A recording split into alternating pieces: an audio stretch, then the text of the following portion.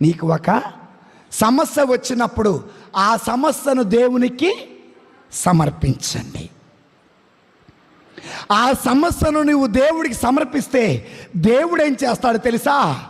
రొట్టెను శరీరంగా మార్చినట్టుగా, రసాన్ని రక్తంగా మార్చినట్టుగా, ఖాళీ కుండను ద్రాక్షారసంతో నింపినట్టుగా, 5 రొట్టెలు 2 చేపలను ఆశీర్వదించినట్టుగా నిన్ను కూడా ఆశీర్వదిస్తాడు. హల్లెలూయా, హల్లెలూయా.